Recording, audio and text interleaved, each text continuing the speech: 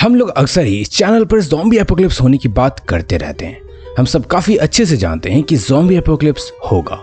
हमें इसकी भी इंफॉर्मेशन है कि किस तरह से ज़ॉम्बी वायरस स्प्रेड हो सकता है एंड किस तरह से इस सिचुएशन पर गवर्नमेंट एक्शन ले सकती है। अपार्ट फ्रॉम दैट, मैं हमेशा ही आपको अलग अलग तरह के सिनेरियो में ज़ॉम्बी एपोकलिप्स में बचने की टिप्स भी देते रहता हूँ।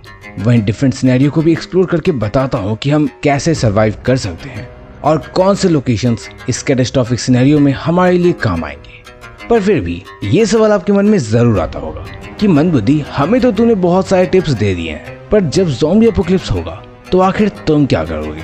मतलब कि ज़ॉम्बी एपोकलिप्स होने के बाद तुम क्या स्टेप्स लोगे? तो चलो जानते हैं कि ज़ॉम्बी एपोकलिप्स जब होगा तो मैं क्या डिसीजंस लूंगा, और आखिर जो मैं डिसीजंस लूंगा क्या आपके लिए भी वो उतनी ही हेल्पफुल होंगी, और हमें इन सभी प्लान्स को जानने की आखिर क्या जरूरत है। मतलब कि कई लोग कहते हैं कि ये जब होगा तब देखा जाएगा, तो क्या ये बात सही है? तो थोड़ा इंतजार करो, इन सब सवालों का जवाब देगा ये मंदबुद्धि बालक। देखो, दैट्स अ फैक्ट कि ये दुनिया में हम सब पुरानी गलतियों से सीखकर कुछ अपनी इमेजिनेशन और ड्रीम्स पर वर्क करके और काफी सारी रिसर्च करके नई चीजों के बारे में सीखते रहते हैं, और जो चीज एग्जिस्ट नहीं करती उनके लिए भी प्रिपेयर होते रहते हैं, like artificial intelligence, world war या फिर एलियन इन्वेजन। इवन अभी जो हम लैपटॉप या स्मार्टफोन्स यूज करते हैं, ज्यादा नहीं सिर्फ आज से 100 साल पहले तक ऐसा कुछ होना उस जमाने में लोगों को बहुत बेतुका लगता होगा। उस वक्त पर मेजॉरिटी लोग आज जैसा हम जी रहे हैं और ऐसा कुछ आगे हो पाएगा इस पर बिलीव ही नहीं करते होंगे, और उनमें से ही कुछ गिने चुने लोग इसके सपने देखे होंगे। कुछ ने आज की टेक्नोलॉजी को लाने के लिए काफी रिसर्च की एंड कई ट्रायल्स और एरर्स से कंटिन्यूअसली सीखते हुए पहले टेलीफोन, देन कीपैड वाले फोन, और अब हमारे पास स्मार्टफोन और स्मार्ट वॉच भी है, और फ्यूचर में तो मेटावर्स जैसी चीजें बनने की भी तैयारी चल रही है, और इसमें काफी सारे लोगों का दिमाग लगा है। अब आई नो आप सोच रहे होगे कि यार मंदबुद्धि तो कितना ऑफ टॉपिक जा रहा है, टॉपिक पर आओ। तो हाँ, मैं यही कहना चाह रहा हूँ कि दुनिया भर में ज़ॉम्बी वॉरियर्स जितने भी हैं, हम सब कंटिन्यूअसली ज़ॉम्बीज, वायरसेस और इन सब चीजों पर रिसर्च करते रहते हैं। ज़ॉम्बी रिसर्च सोसाइटी ऐसी ऑफिशियल वेबसाइट्स के बारे में भी मैंने आपको पहले बताया है, जिसमें कई रेप्यूटेड साइंटिस्ट मिलकर इस पर काम कर रहे हैं।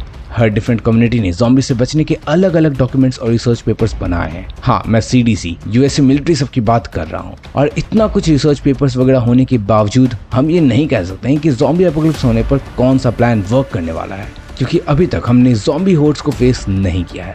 कोरोना वायरस वाली सिचुएशन भी कुछ इससे सिमिलर थी, पर वो भी ज़ॉम्बी एपोकलिप्स से काफी अलग थी, क्योंकि उस वक्त पर वायरस चलकर हमारे पास नहीं आ रहे थे। लेकिन जब ज़ॉम्बी एपोकलिप्स होगा तो वायरस खुद उस वक्त पर हमारे सामने आएगा। तो यू मे एग्री कि मैं पिछले 2 साल से इस पर काफ़ी एक्टिवली रिसर्च करता रहता हूँ, तो इसलिए मैं काफ़ी चीज़ों को एनालाइज करके अभी 2022 की यानी कि प्रेजेंट सिनेरियो को कंसिडर करते हुए अपना ज़ॉम्बी एपोकलिप्स में सर्वाइवल करने वाला फ्रेमवर्क आपसे शेयर करने वाला हूँ। तो एज ऑलवेज जैसा होता है, किसी फॉरेन कंट्री से आने के बाद किसी पर्सन के जरिए ये ज़ॉम्बी वायरस इंडिया में फैलने लग गया है और लोग इससे ट्रांसफॉर्म भी होने लग गए हैं। तो अब चलो देखते हैं कि मैं एपोकलिप्स होने पर क्या क्या करूंगा और मैं कैसे स्टेप्स लूंगा।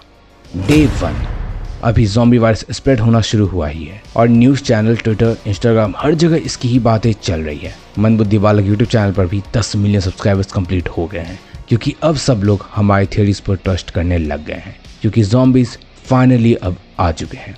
लेकिन फर्स्ट डे को ज़ॉम्बीज का इफेक्ट किसी को भी फील नहीं होगा, क्योंकि अभी ज़्यादा लोगों में ये वायरस स्प्रेड होना शुरू नहीं हुआ है और काफ़ी कम लोगों को ही इसने इन्फेक्ट किया है। अभी हम लोगों को लग रहा है कि ये कंट्रोल हो जाएगा और गवर्नमेंट इसे कंट्रोल कर लेगी, और इस वजह से अभी बस कुछ ही न्यूज़ चैनल्स इसे कवर कर रहे हैं। The zombie disease, chronic wasting disease found in Hardeman, McNairy, and Fayette County in Deere in Tennessee. Centers for Disease Control and Prevention say a brain-wasting disease that infects deer could possibly be contagious to humans. और इसे secure होने के लिए कोई बड़ा action भी अभी तक नहीं लिया गया है, और कुछ इसी तरह हमारा पहला दिन शांति से निकल जाएगा।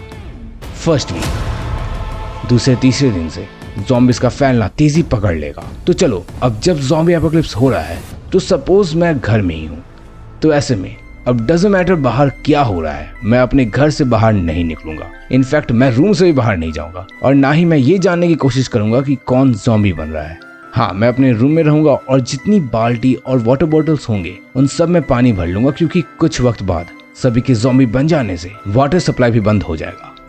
इसके अलावा मैं ये चेक करने की कोशिश करूंगा कि सबसे पहले मैं किस पड़ोसी के घर में जा सकता हूँ। अब इसका रीजन है फूड एंड सिक्योरिटी पर्पसेस, खैर शुरुआत की 4-5 दिन बहुत तेजी से निकल गए और ज्यादा फर्क पता नहीं लगा। कुछ लोग जिन्हें मैं जानता था वो अब ज़ॉम्बी बन चुके हैं, जिसका मुझे अब काफी दुख है। अब इस तरह 5 दिन बीत चुका है और मैं बाहर नहीं जा रहा और इसके पीछे कई रीजन है। सबसे पहला कि अभी स्टार्टिंग दिनों में बाहर में 2 तरह के लोग घूम रहे होंगे। पहला ज़ॉम्बीज और दूसरे वो लोग जो पैनिक करके बिना किसी प्लानिंग के भाग रहे हैं और ज़ॉम्बीज का शिकार हो रहे हैं। तो मुझे यार दोनों में से कोई भी नहीं बन रहा, तो इसलिए बेटर है कि मैं अभी घर में ही रहूं। अब सप्लाईज के कम होने की वजह से मैं बाकी फ्लैटमेट्स और दूसरे घर में बालकनी या छिप कर जाऊंगा, ताकि उनके घर में भी अगर कुछ खाने पीने का हो तो वो मैं रख सकूं और उसे यूज कर सकूं। 3rd वीक, अब तक किसी तरह फ्लैटमेट्स और आसपास के घरों से खाना लेकर काम चल गया, और ये भी इस वजह से क्योंकि मैं अपार्टमेंट में रहता हूँ। पर अगर आपके पास कोई घर नहीं है तो आपको और भी पहले अपने घर को छोड़ना होगा। पर अब मैं क्या करूंगा उसे जानने से पहले वीडियो को लाइक करो। टारगेट है 5000 लाइक्स का, और इस वीडियो को अपने सभी दोस्तों के साथ शेयर करो जिन्हें आप ज़ॉम्बी एपोकलिप्स में बचाना चाहते हो। Now back to your topic. अब मैं नियर बाय स्टोर्स में पहली बार कुछ हथियाने के लिए जाऊंगा, इसलिए जाने से पहले मैं खुद को रेडी करके निकलूंगा और जितने भी मेरे और पड़ोसी के घर में हथियार होंगे, जितने भी आर्मर होंगे, उन्हें पहनकर या बांध कर निकल जाऊंगा ताकि मैं बचा रह सकूं।